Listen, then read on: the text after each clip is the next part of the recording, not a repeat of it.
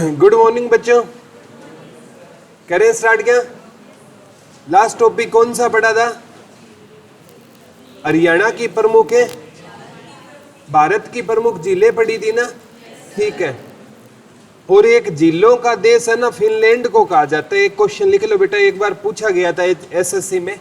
Finland है ना, Finland, इसे झीलों का देश कहते हैं। जैसे सफेद हाथियों का देश थाईलैंड को कहते हैं ना, इसको लिख लो, फिनलैंड को झीलों का देश कहा जाता है। फिनलैंड को झीलों का क्या कहा जाता है? देश कहा जाता है, ठीक है। फिनलैंड को किसका देश कहते हैं बेटा? झीलों का देश फिनलैंड को कहा जाता है, ठीक है। जिस भी झील में नाग था वो तो थी आपकी जम्मू कश्मीर में। जिस भी झील में ताल था वो कहाँ थी? उत्तराखंड में। तीन झीलों को छोड़कर, एक जो चंद्र ताल और एक सूरज ताल, वो हिमाचल प्रदेश में थी, और उत्तर प्रदेश में रामगढ़ ताल थी, ठीक है। याद रह जाएगा ना, ठीक है। तो आज हम है ना एक और इम्पोर्टेंट टॉपिक पढ़ेंगे बेटा, ठीक है। आज है ना हम वैसे दो टॉपिक पढ़ेंगे। एक तो टॉपिक हमारा रहेगा जितने भी भारत के प्रसिद्ध व्यक्तित्व है ना, ठीक है, उनकी उपाधियां पढ़ेंगे, और एक उनके उपनाम पढ़ेंगे, ठीक है। लिख लो, प्रसिद्ध व्यक्तित्व व उनकी उपाधि, ठीक है, ठीक है, या उनके उपनाम। प्रसिद्ध व्यक्तित्व की उपाधि या उनके उपनाम आज हम पढ़ेंगे, ठीक है। प्रसिद्ध व्यक्तित्व के क्या पढ़ेंगे बेटा? उपाधि पढ़ेंगे, ठीक है। और प्रसिद्ध व्यक्तित्व के क्या पढ़ेंगे? उपनाम पढ़ेंगे। क्या पढ़ेंगे बेटा? उपनाम पढ़ेंगे। आज का जो टॉपिक रहेगा हमारा वो बेहद इंपॉर्टेंट रहने वाला है बेटा। इस टॉपिक से एग्जाम में लगभग है ना हर एग्जाम में क्वेश्चन उड़ते हैं, ठीक है। जैसे आपसे पूछा जाता है कि देश रत्न किसे कहा जाता है, ठीक है। किसको कहते हैं देश रत्न?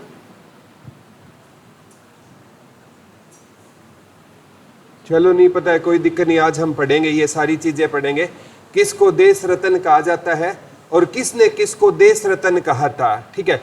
किसने किसको देश नायक कहा था, ठीक है। तो ये सारी चीजें पढ़ेंगे बेटा, ठीक है।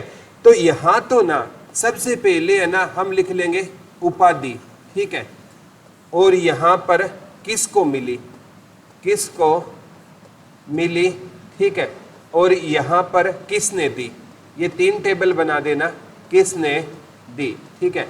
तो आज हम पढ़ेंगे, एक तो उपाधि पढ़ेंगे, एक बेटा किसको मिली पढ़ेंगे, और एक किसने दी। बहुत इंपॉर्टेंट टॉपिक रहेगा। एक तो रहेगा हमारा उपाधि, एक किसको मिली, और एक उपाधि उसको उपाधि किसने दी थी, ठीक है। तो यहां पर ना सबसे इंपॉर्टेंट है बेटा, पहली उपाधि है राष्ट्रपिता की। राष्ट्रपिता ये किसको मिली थी? महात्मा गांधी को मिली थी। महात्मा गांधी को मिली थी, और इनको दी थी नेताजी सुभाष चंद्र बोस ने दी थी। नेताजी सुभाष चंद्र बोस ने दी थी। ये क्वेश्चन बहुत बार एग्जामों में पूछा जाता है बेटा। महात्मा गांधी को राष्ट्रपिता की उपाधि किसने दी थी? नेताजी सुभाष चंद्र बोस ने महात्मा गांधी को कौन सी उपाधि दी थी?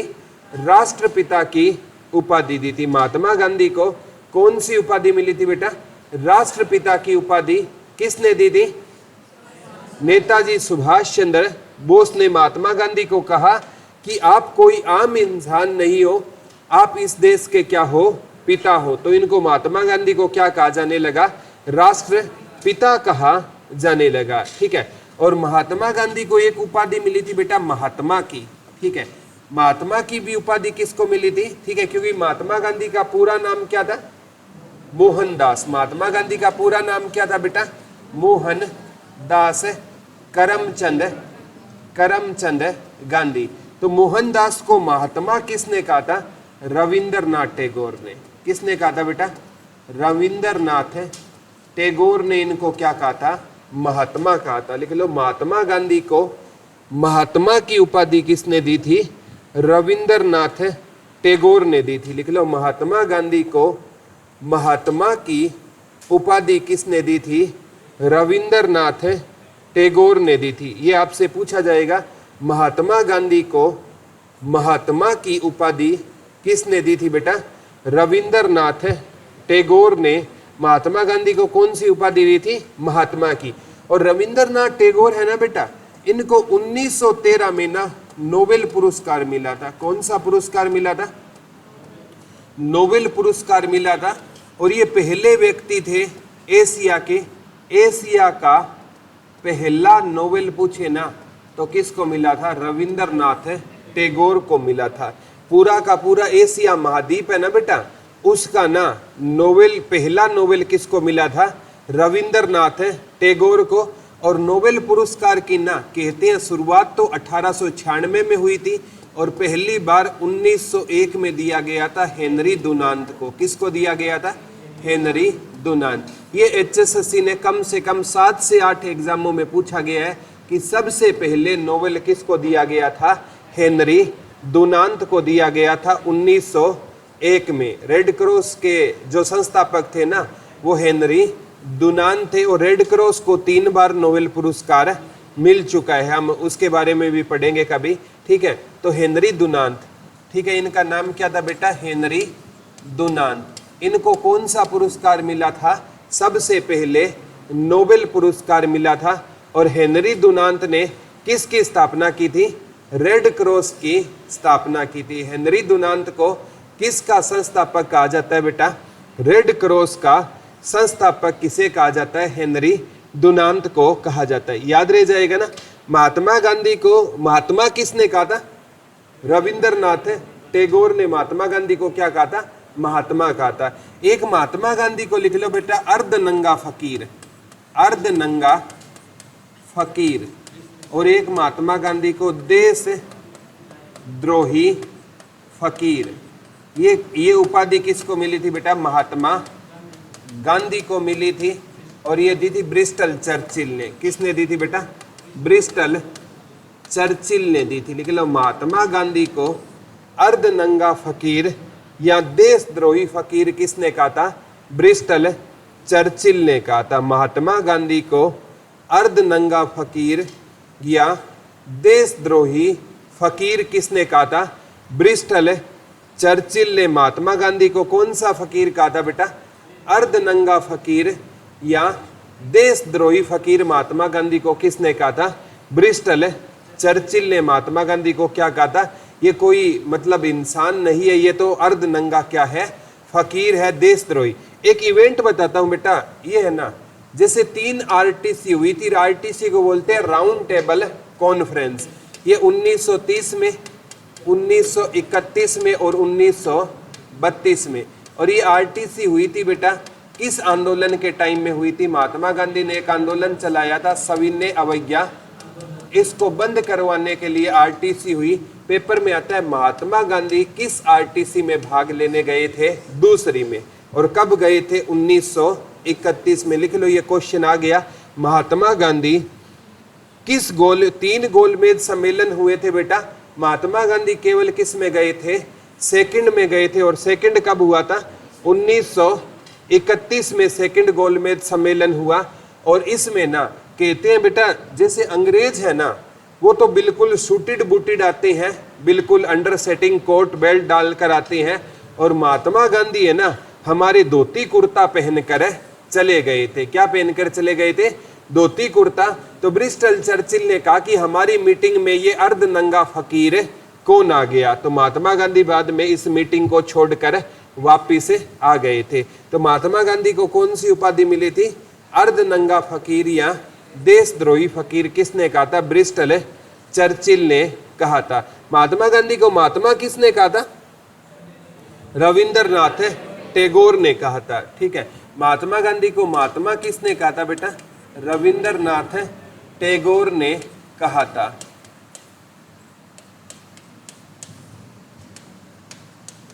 ठीक है, अब बात आती है सबसे इंपॉर्टेंट महात्मा गांधी ने ना, ये गुरुदेव की उपाधि थी बेटा, ये मिली थी रविंद्रनाथ टैगोर को। किसको मिली थी?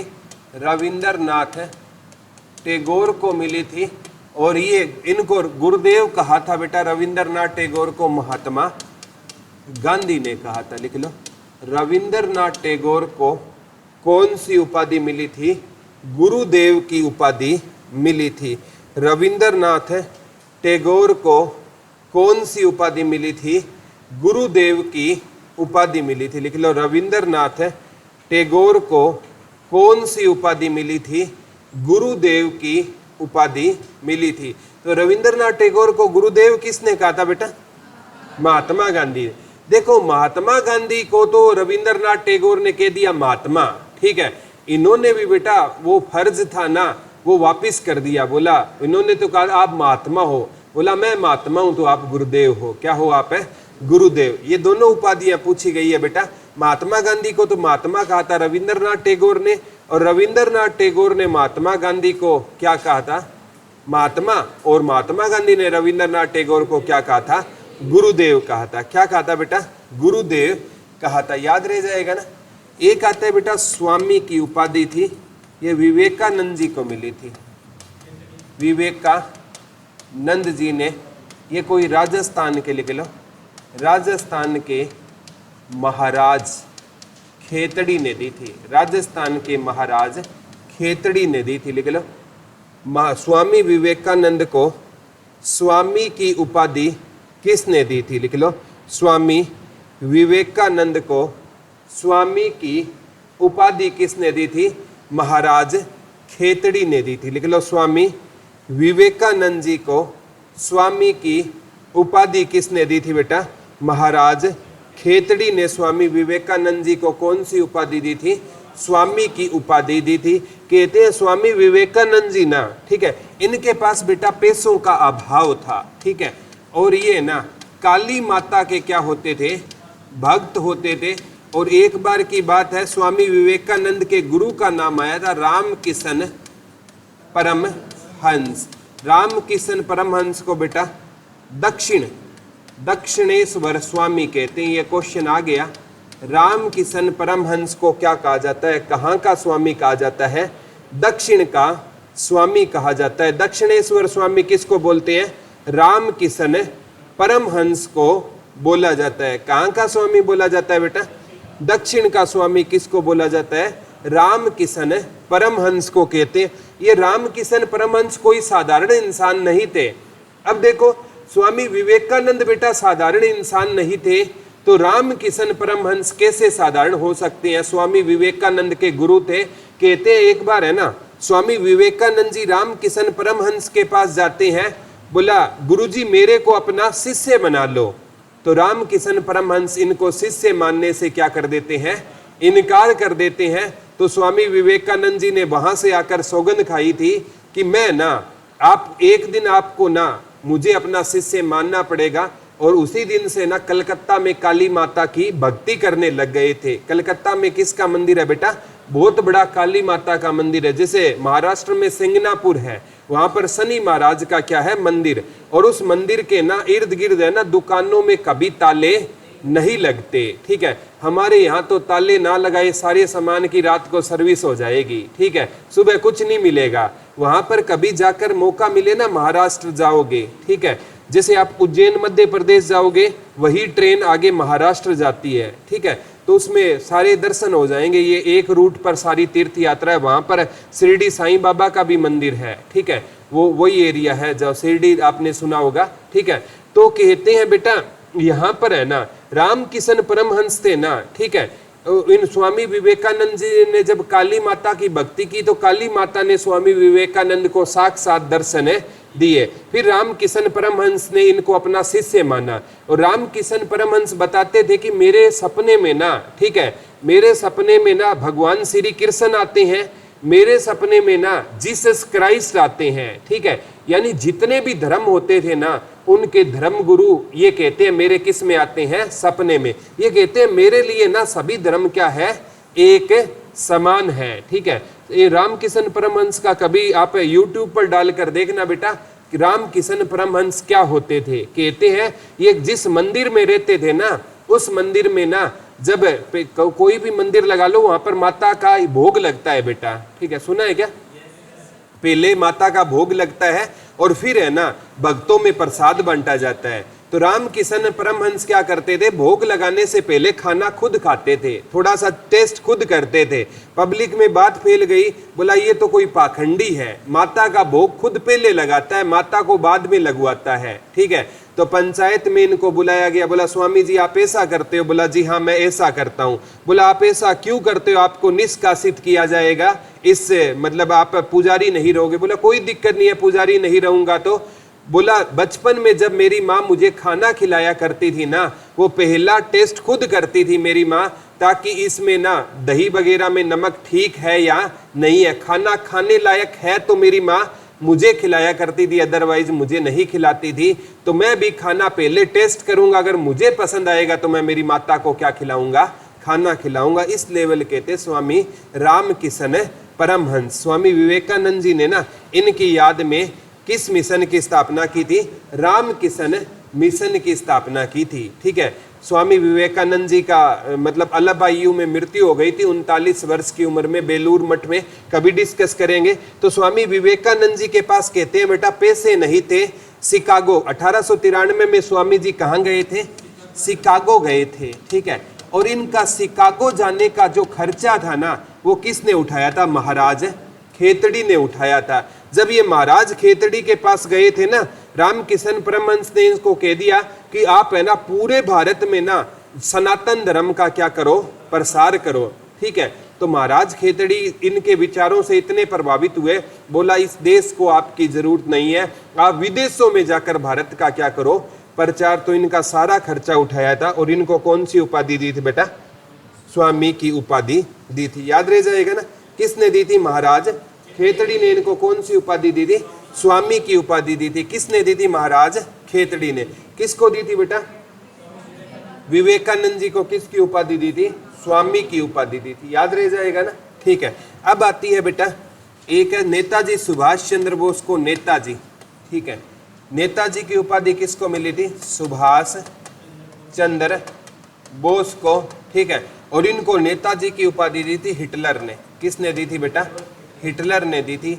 और हिटलर की एक पुस्तक याद करना, मेरा संघर्ष। मेरा संघर्ष इसको बोलते हैं बेटा मेन कैंप, ठीक है। मेन कैंप इसका हिंदी अनुवाद है मेरा संघर्ष, ठीक है। लिख लो, हिटलर की कौन सी पुस्तक होती थी बेटा? मेरा संघर्ष। किसकी पुस्तक होती थी? हिटलर की पुस्तक होती थी। मेरा संघर्ष किसकी पुस्तक होती थी? हिटलर की पुस्तक होती थी। और हिटलर ने ना, ठीक है, नेताजी सुभाष चंद्र बोस को कौन सी उपाधि दी थी? नेताजी की उपाधि दी थी। नेताजी सुभाष चंद्र बोस को नेताजी की उपाधि किसने दी थी बेटा? एडोल्फ हिटलर ने दी थी। लिख लो, नेताजी सुभाष चंद्र बोस को नेताजी की उपाधि किसने दी थी? एडोल्फ हिटलर ने दी थी। देखो हिटलर है ना, कहते हैं बेटा हिटलर है ना नेताजी से इतना प्रभावित था, क्योंकि आप कभी हिटलर है ना एक बार बेटा एक बोर्ड से चुनाव जीत गया था। कितने बोर्ड से? केवल एक बोर्ड से। क्योंकि हिटलर है ना पहला लोकतांत्रिक माध्यम से चुना गया था। एक बोर्ड से चुनाव जीतने के बाद हिटलर युग का की क्या हो जाती है बेटा? शुरुआत हो जाती है। और हिटलर है ना जब स्पीच दिया करता था ना, तो पब्लिक में बेटा पिन ड्रॉप साइलेंस, इंग्लिश वाले सर या मैडम आपको बोलते होंगे pin drop silence. Pin drop silence ये होती है कि अगर इतनी साइलेंस रखनी है क्लास में, अगर कोई पिन भी गिर जाए ना तो उसकी क्या आनी चाहिए? आवाज आनी चाहिए। तो कहते हैं हिटलर जब स्पीच देता था ना, तो पब्लिक में पिन ड्रॉप साइलेंस होती थी, ठीक है। और हिटलर है ना इसमें हिप्नोटाइज की पावर होती थी। हिटलर कहते हैं जैसे ये जादूगर लोग है ना, ये मंत्र मुग्ध कर देते हैं। हम कहते हैं घर वाले हमारी आंखें बांध देते हैं। कहते हैं जादूगर लोग है ना, ठीक है। फतेहाबाद में भी एक जादूगर अभी सुना है आया हुआ है, ठीक है। तो ये जादूगर लोग आप देखते हो लड़की को बीच में से काट देते हैं। रियल में तो ऐसा नहीं होता ना, जादूगर पैसे हाथों से ऐसे करते हैं और पैसे निकलने लग जाते हैं। अगर जादूगर पैसे निकालेगा तो आरबीआई की भारत में जरूरत क्या है? ठीक है, बंगाल साइड चले जाएंगे, 10-12 जादूगर ले आएंगे, भारत में अर्थव्यवस्था डॉलर से भी ज्यादा मजबूत हो जाएगी। ये होता है बेटा हिप्नोटाइज की पावर होती है, वो है ना हवा में है ना, मतलब उछालते कागज है और आपको क्या नजर आएंगे? वो पैसे नजर आएंगे। वो आपको एक हिप्नोटाइज की पावर होती है। ठीक है, तो हिटलर में हिप्नोटाइज की क्या होती थी? पावर होती थी। वो जो दिखाना चाहता था जनता को वो ही दिखाई देता था। और हिटलर कहता है भारत में ये पावर किसके पास थी? नेताजी सुभाष चंद्र बोस के पास है ये पावर थी। इसीलिए इनको ना कौन सी उपाधि दी थी बेटा? नेताजी की उपाधि दी थी। कौन सी उपाधि दी थी? नेताजी की उपाधि दी थी। याद रह जाएगा ना? ठीक है, अब बात आती है सबसे इंपॉर्टेंट, एक है ना देश नायक। देश नायक, ये भी उपाधि मिली थी नेताजी सुभाष चंद्र बोस को। नेताजी सुभाष चंद्र बोस को रविंद्रनाथ टैगोर ने दी थी। रविंद्रनाथ टैगोर ने दी थी, लिख लो। नेताजी सुभाष चंद्र बोस को रविंद्रनाथ टैगोर ने कौन सी उपाधि दी थी बेटा? देश नायक की उपाधि दी थी, लिख लो। नेताजी सुभाष चंद्र बोस को, नेताजी सुभाष चंद्र बोस को कौन सी उपाधि मिली थी? बता दो। देश नायक की उपाधि मिली थी। किसने दी थी? रविंद्रनाथ टैगोर ने दी थी। रविंद्रनाथ टैगोर को गुरुदेव किसने कहा था? महात्मा गांधी। और महात्मा गांधी को महात्मा किसने कहा था? रविंद्रनाथ टैगोर। सबसे पहले 1913 में नोबेल किसको मिला था? रविंद्रनाथ टैगोर। उसे एशिया का क्या कहते हैं? पहला नोबेल कहा जाता है। ठीक है, एक है बेटा उपाधि। ठीक है, जैसे आप पढ़ते हो। ठीक है, एक आर्य की भी उपाधि होती है। ठीक है, एक है जैसे उत्तर भारत का मार्टिन लूथर। उत्तर भारत का मार्टिन लूथर, ये कहा जाता था स्वामी दयानंद सरस्वती को। स्वामी दयानंद सरस्वती, लिख लो। स्वामी दयानंद सरस्वती को क्या कहा जाता था? उत्तर भारत का मार्टिन लूथर कहा जाता था, लिख लो। स्वामी दयानंद सरस्वती को क्या कहा जाता था? पेपर में आ गया है बेटा। स्वामी दयानंद सरस्वती को क्या कहा जाता था? लिख लो। उत्तर भारत का मार्टिन लूथर किसको कहा जाता था? स्वामी दयानंद सरस्वती को उत्तर भारत का। और स्वामी जी पहले व्यक्ति थे जिसने कहा था भारत भारतीयों के लिए है। ये बात किसने कही थी? भारत भारतीयों के लिए है। स्वामी दयानंद सरस्वती ने क्या कहा था? भारत भारतीयों के लिए है। किसने कही थी ये बात? सबसे पहले भारत भारतीयों के लिए। स्वामी दयानंद सरस्वती ने एक बात कही थी कि जो भारत है ना वो किसके लिए रहेगा? भारतीयों के लिए रहेगा। ठीक है, तो इन्हें उत्तर भारत का क्या कहा जाता है बेटा? मार्टिन लूथर कहा जाता है। ठीक है, और इन्हें है ना भारतीय अशांति का जनक भी कहा जाता है। ठीक है, इन्हें क्या कहा जाता है? स्वामी दयानंद सरस्वती को भारतीय अशांति का जनक कहा जाता है। लिख लो, इन्हें क्या कहा जाता है? भारतीय अशांति का जनक कहा जाता है। लिख लो। स्वामी दयानंद सरस्वती को उत्तर भारत का मार्टिन लूथर कहा जाता है। उत्तर भारत का मार्टिन लूथर कहा जाता है। और एक इनको क्या कहा जाता है? भारतीय अशांति का जनक कहा जाता है। क्या कहा जाता है इनको? भारतीय अशांति का। किसी ने आर्य समाज को भी भारतीय अशांति का जनक किसने कहा था? आर्य समाज को भारतीय अशांति का जनक कहा था। स्वामी दयानंद सरस्वती को भी भारतीय अशांति का क्या कहा था? जनक कहा था। कोई बताएगा?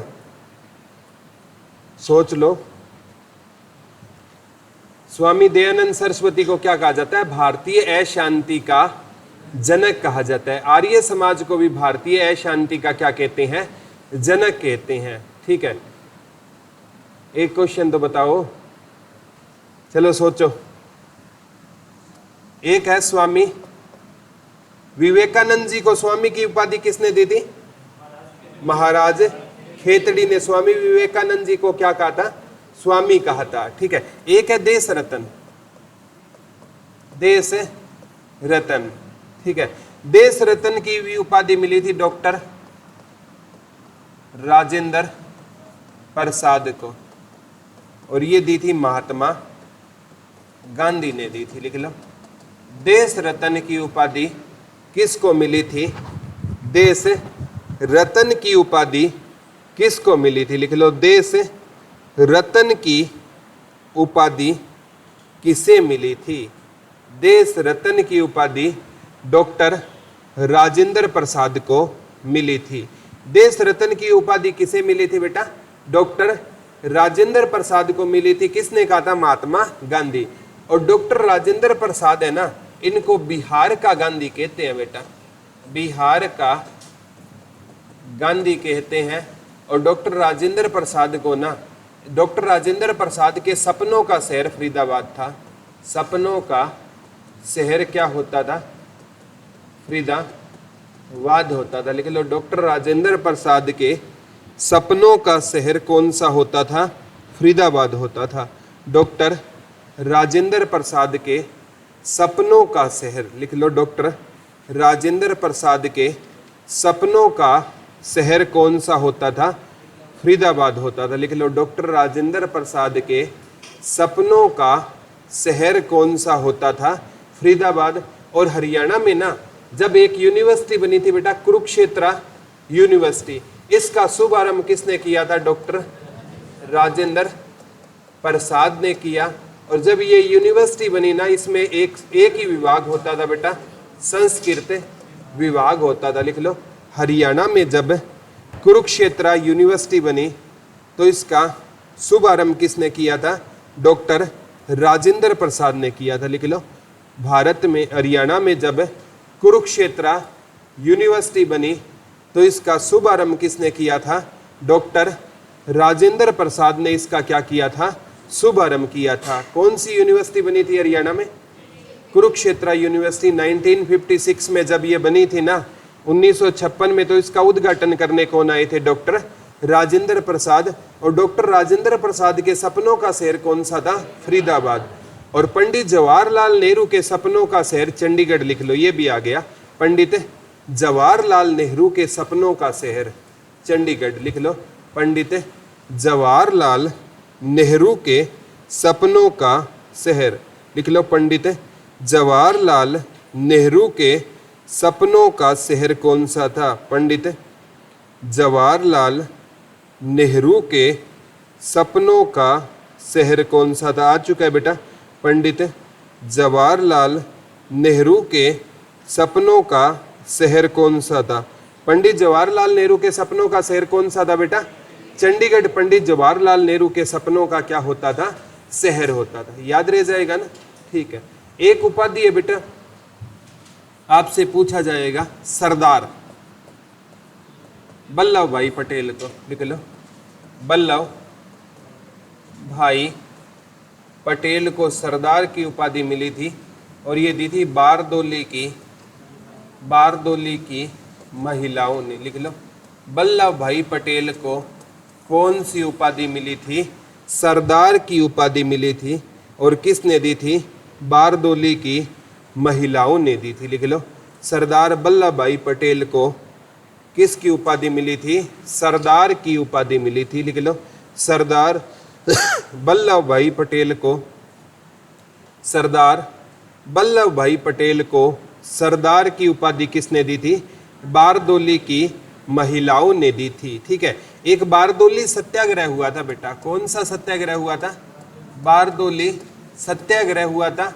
और इसके टाइम में ना, जब ये सत्याग्रह हुआ था, अंग्रेजों की टैक्स की दर थी 30%, और इस सत्याग्रह के बाद ये 6.1% हो गई थी। तो बारदोली की महिलाओं ने, कभी बारदोली, जब मॉडर्न इंडिया पढ़ेंगे ना बेटा, तो बारदोली सत्याग्रह आपको पढ़ाऊंगा, यहाँ पर आपको टेंशन नहीं लेनी है। तो बारदोली की महिलाओं ने ना सरदार वल्लभ भाई पटेल को कौन सी उपाधि दी थी?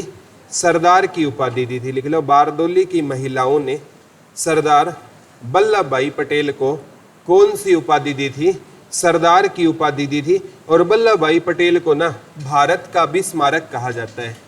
भारत का बिस्मारक कहा जाता है और इन्हें लौह पुरुष कहा जाता है। लिख लो, सरदार वल्लभ भाई पटेल को भारत का बिस्मारक कहा जाता है और सरदार वल्लभ भाई पटेल को लौह पुरुष कहा जाता है। लिख लो, सरदार वल्लभ भाई पटेल को भारत का बिस्मारक कहा जाता है और सरदार वल्लभ भाई पटेल को कौन सा पुरुष कहा जाता है बेटा?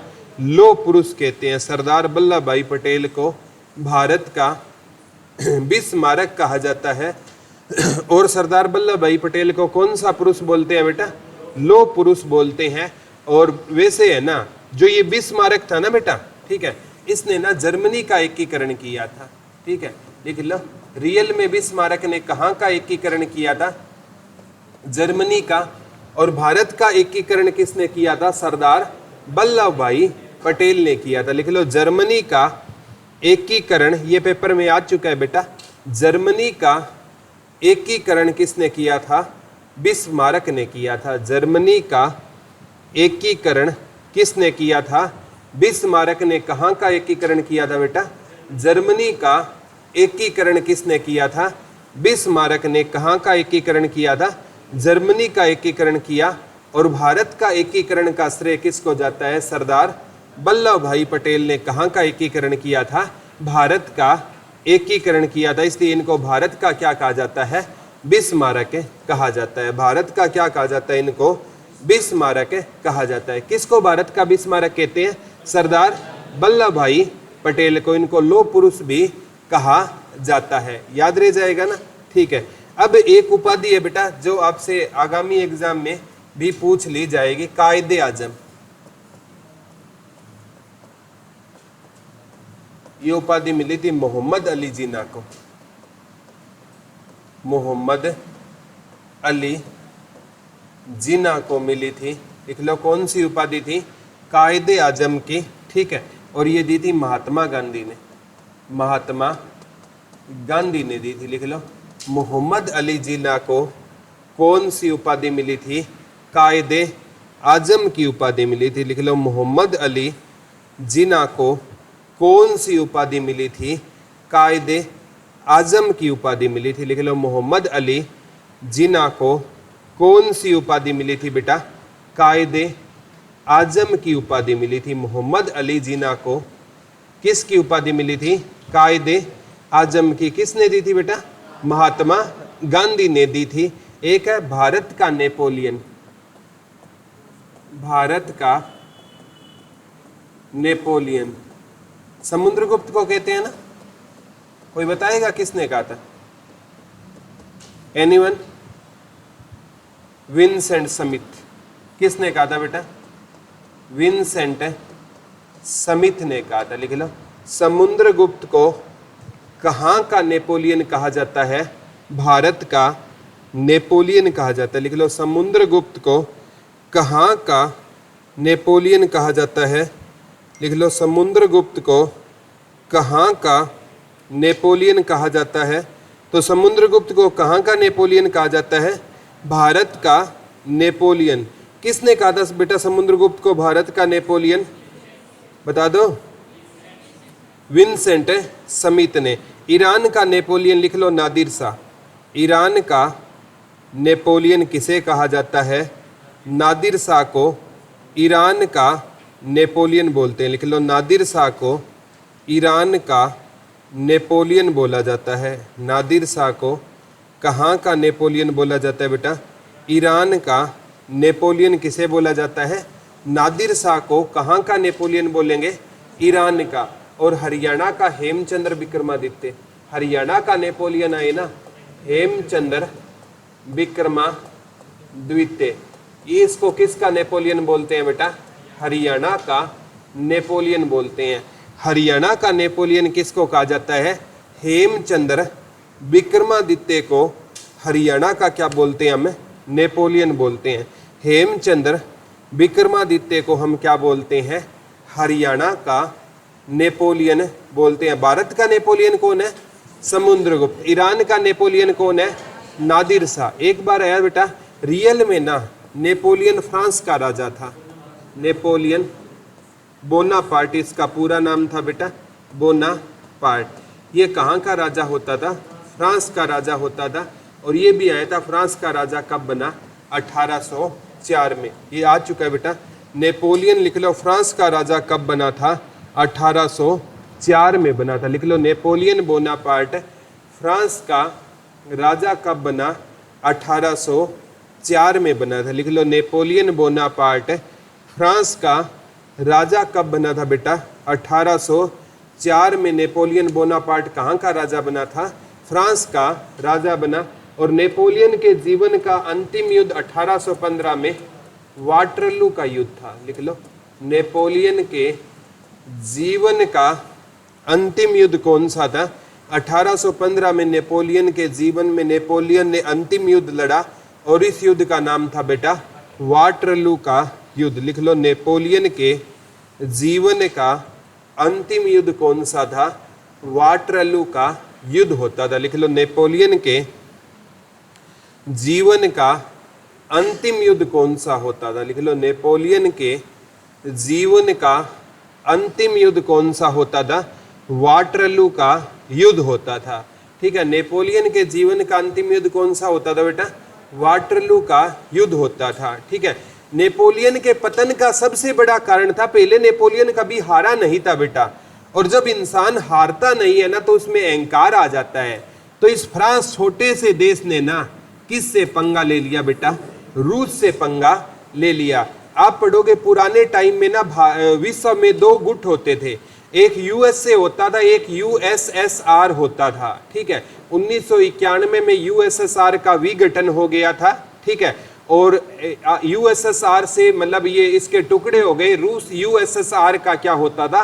हिस्सा होता था। आप पढ़ोगे ना जब वीटो पावर के बारे में, तो सबसे ज्यादा वीटो पावर का प्रयोग किया है रूस ने। किसके खिलाफ किया है? अमेरिका के खिलाफ किया। तो दोनों ये कट्टर दुश्मन थे। तो रूस इतना ताकतवर था, ये फ्रांस ने ना, नेपोलियन ने किससे पंगा ले लिया था? रूस से पंगा ले लिया। और वहीं पर इसको दिक्कत हो गई। कई बार क्या होता है बेटा, जब है ना हम ज्यादा कॉन्फिडेंस में होते हैं ना, ठीक है, कई बार इंसान है ना बेटा, बिल में हाथ मारता है, वो सोचता है बिल में चूहा मिलेगा। ठीक है, लेकिन किसी बिल में सांप भी हो सकता है।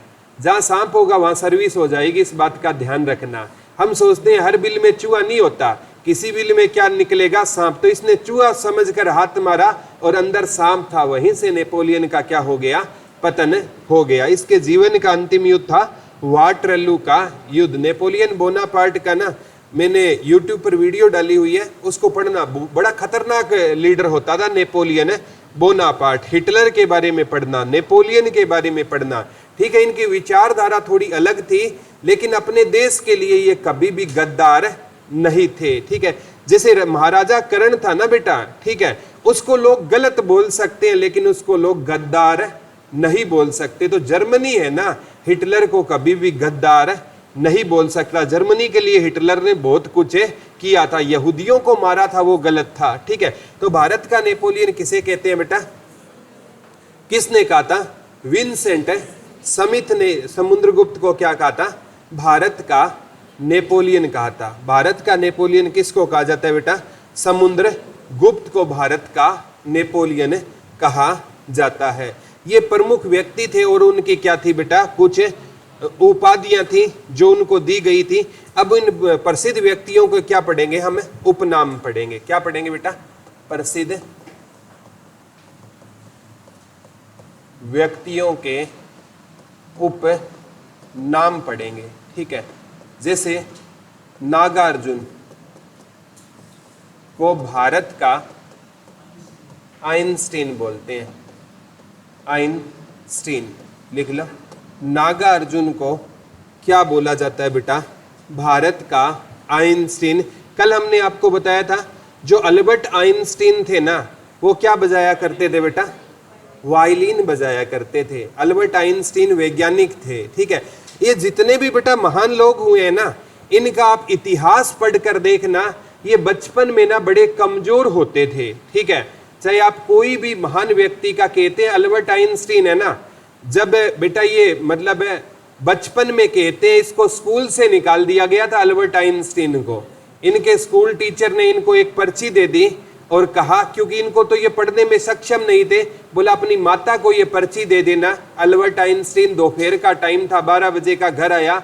माँ दरवाजे पर वेट कर रही थी, क्योंकि माँ है ना बेटा, कभी भी है ना, वो हमेशा अपने बच्चे जब तक घर नहीं आएंगे ना, आप कितने भी लेट घर पहुंचना, 11 बजे पहुंचना, रात को 1 बजे पहुंचना, आपकी माँ को नींद नहीं आएगी। तो अल्बर्ट आइंस्टीन के साथ ऐसा हुआ था, ठीक है।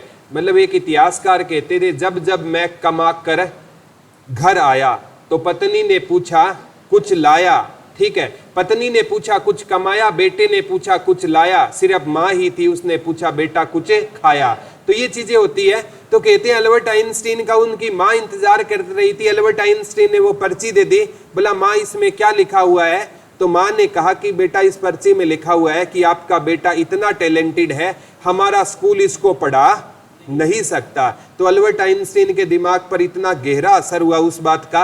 अल्बर्ट आइंस्टीन ने पता नहीं कितनी खोज कर ली, लेकिन एक बार जब अल्बर्ट आइंस्टीन 50 साल के हो गए थे ना, तो उनकी माँ चल बसी है ना, तो उनको याद आया कि माँ को मैंने पर्ची दी थी और माँ ने एक अटैची में रखी थी, और उस अटैची को जब ओपन किया तो उसमें लिखा हुआ था कि आपका बेटा जीवन में कभी कामयाब नहीं हो सकता, वो पढ़ भी नहीं सकता। लेकिन माँ के 2 शब्दों ने ना कितना असर डाल दिया अल्बर्ट आइंस्टीन पर। तभी कहता हूं बेटा, जीवन में किसी को बोलो तो अच्छा बोलो, बुरा मत बोलो, ठीक है। आज आप किसी का बुरा समय समझकर उसका मजाक उड़ाते हो ना, एक दिन उसका अच्छा समय आएगा। और जीवन में ना, ठीक है, कभी भी किसी से दुश्मनी मत रखना। एक छोटी सी बात बताना चाहता हूं, ठीक है। मेरा आज तक कोई दुश्मन नहीं है, ठीक है। वो मेरे को दुश्मन माने वो अलग बात है, ठीक है, लेकिन मेरा कोई दुश्मन नहीं है। हाँ, कुछ लोग ऐसे हैं जो मेरे दोस्त हो सकते थे, लेकिन वो आज उस लाइन में नहीं है। तो जीवन में कभी किसी को दुश्मन मत बनाना, ठीक है। और दुश्मन बनाओ भी ना तो ऐसी वर्डिंग उसके खिलाफ मत बोलना कि जब दोस्ती हो ना आप दोनों में तो आपको नीचा देखना पड़े, ठीक है। जीवन में क्यों आप देखो, अगर आपने किसी से दुश्मनी की है ना, तो पूरे दिन में 1 घंटा आप उसके बारे में सोचोगे कि इसका बुरा कैसे होगा, इसका क्या कर सकता हूं मैं उसको गिराने के लिए, ठीक है। तो आपकी 24 घंटे में 1 घंटे उसको दे रहे हो ना, 1 घंटे खुद को दो यार, छोटी सी जिंदगी है, ठीक है। कोई आपके बारे में बुरा बोले, बोलने दो, लेकिन आप है ना अच्छा करते रहो। जो आपके बारे में बुरा बोले ना, उसको भी अच्छा बोला, परमात्मा करे तू कामयाब हो जाए, ठीक है। ऐसी है ना फितरत रखा करो बेटा। नागार्जुन, एक दिन ना उस इंसान को ना जरूर बेटा अफसोस होगा कि तूने उस इंसान के बारे में हमेशा तू लोगों के सामने उसकी बुराई करता था, लेकिन वो इंसान तेरे बारे में कभी गलत नहीं बोला। वो इंसान एक दिन अकेले में बैठकर रोएगा जरूर, चाहे एफिडेविट लिखवा लो मेरे को, ठीक है। ये गारंटी होती है, ये सच्चाई होती है। आप किसी के बारे में भी गलत मत बोलो, ठीक है। बड़े बड़े इतिहासकार हमेशा यही करते थे। सचिन की आलोचना होती थी, सचिन ने कभी जवाब नहीं दिया। अगले मैच में सचिन का बल्ला बोला करता था और आलोचक चुप हो जाते थे। तो आपकी कलम है ना बेटा, आपके विरोधियों को जवाब दे देगी। जिस दिन आज है ना, थोड़ी देर बाद 25,000 बच्चों का रिजल्ट आने वाला है, और वो 25,000 बच्चे उन सभी को अपना बना लेंगे जो उनको कभी पूछते भी नहीं थे। ये देख लेना, आज 25,000 बच्चों के बहुत से नए रिश्तेदार बनेंगे, ठीक है। कल तक उनके रिश्तेदार नहीं थे, लेकिन आज बनेंगे, क्योंकि आज वो सफल हो जाएंगे। सक्सेस है many father but failure is none, ठीक है। इस बात का ध्यान रखना। नागार्जुन को क्या बोलते हैं भारत का? आइंस्टीन किसको बोला जाता है? नागा अर्जुन को। बादशाह खान, खान अब्दुल गफार खान को, खान अब्दुल गफार खान, इनको सीमांत गांधी, सीमांत गांधी भी किसको बोलते हैं? खान अब्दुल गफार खान को लिख लो बादशाह खान और सीमांत गांधी बोलते हैं। लिख लो खान अब्दुल गफार खान को, खान अब्दुल गफार खान को क्या बोला जाता है? बादशाह खान बोला जाता है, ठीक है। और क्या बोला जाता है बेटा? सीमांत गांधी बोलते हैं। लिख लो बादशाह खान और सीमांत गांधी किसको बोलते हैं? खान अब्दुल गफार खान को क्या कहा जाता है बेटा? बादशाह खान बोलते हैं। और खान अब्दुल गफार खान को क्या बोला जाता है? सीमांत गांधी बोला जाता है। याद रह जाएगा ना, बादशाह खान बोलते हैं इनको, और क्या बोलते हैं? सीमांत गांधी। किसको बोला जाता था? खान अब्दुल गफार खां को। कहते हैं महात्मा गांधी जब जेल में थे ना, तो महात्मा गांधी के संदेशों को सरहद तक पहुंचाने का काम किसने किया था? खान अब्दुल गफार खान ने किया था। किसने किया था? खान अब्दुल गफार खान ने। इनको बादशाह गांधी और क्या कहा जाता है? सीमांत गांधी कहते हैं। हम बुला लो, क्लास में बुला लो, ठीक है। तो खान अब्दुल गफार खान को क्या कहा जाता है? एक स्टूडेंट आए हुए हैं अभी रिसेंट में, टीजीटी संस्कृत के रूप में उन्होंने ज्वाइन किया है, ठीक है। आपके पड़ोसी गांव मताना से है, ठीक है। तो आ रहे हैं, और ऐसे इंसान है बेटा, जब आप मिलोगे ना तो आपको पता चलेगा कि एजुकेशन की कोई उम्र नहीं होती है, ठीक है। तो राजेश जी आ चुके हैं हमारे बीच में।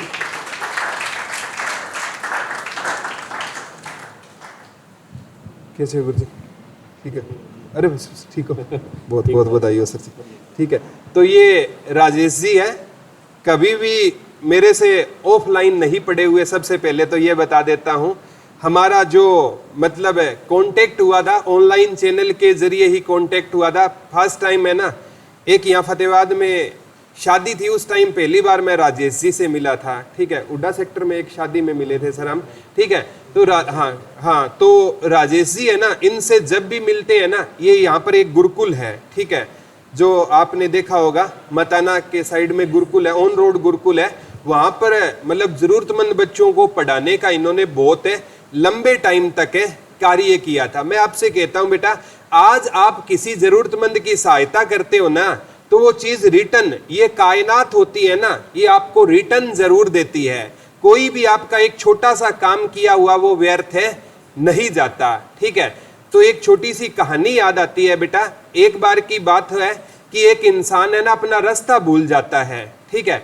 और इंसान जब रास्ता भूल जाता है ना, और वो बिल्कुल भूखा प्यासा होता है, वो रात को ना एक बुढ़िया के घर में जाता है, दरवाजा ओपन करता है। तो बुढ़िया की एक बेटी थी, वो दरवाजा ओपन करती है, तो बुढ़िया कहती है रात को किसी अनजान आदमी को आप अंदर मत आने दो, बाहर बारिश हो रही थी।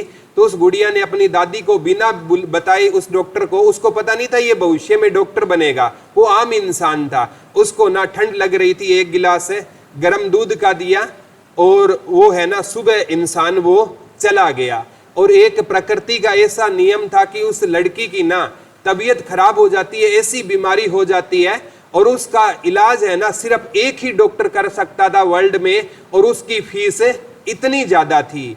तो कैसे भी करके ना उस लड़की को पहुंचाया गया। डॉक्टर ने उससे फीस मांगी, ठीक है, क्योंकि डॉक्टर डायरेक्ट नहीं मिलता, पहले उसके क्या मिलते हैं, रिसेप्शन वाले मिलते हैं। तो उसको कहा गया कि आपकी इस बेटी का इलाज होगा 5 करोड़ में होगा, ठीक है। लेकिन वो डॉक्टर है ना बाहर निकल रहा था, तो उसने उस लड़की को पहचान लिया, ठीक है। लड़की ने उस डॉक्टर को नहीं पहचाना, उसका इलाज किया। तो लड़की ने कहा कि डॉक्टर साहब मेरे पास आपको देने के लिए पैसे नहीं है। तो डॉक्टर साहब ने पता है क्या कहा कि आपके एक गिलास दूध ने इस 5 करोड़ की कीमत कब की चुका दी। तो कहने का मतलब है उस लड़की ने निस्वार्थ भाव से उसको एक गिलास क्या पिलाया था, दूध पिलाया था। देखो कायनात घूम कर कहां आ गई।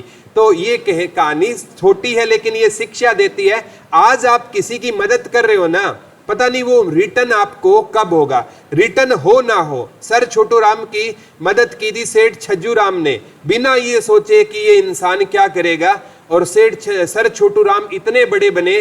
तो कोई इंसान बड़ा बनता है तो उसका गुरु तो अपने आप, अभी स्वामी विवेकानंद के बारे में बता रहा था, स्वामी विवेकानंद इतने बड़े थे तो रामकिशन परमहंस कितने बड़े होंगे। तो कहने का मतलब है जीवन में जब आप किसी मुकाम पर पहुंच जाओ ना, तो जरूरतमंदों की आपको क्या करनी है, सहायता करनी है। राजेश जी बहुत अच्छा काम कर रहे हैं। मताना जब भी कई प्रोग्रामों में इनके चीफ गेस्ट जाने का मौका मिला, बहुत अच्छा काम कर रहे हैं, ठीक है। तो पहले सर से खुद का एक्सपीरियंस सुनते हैं कि किस प्रकार टीजीटी संस्कृत में वो इस पोस्ट पर पहुंचे। Over to Rajesh.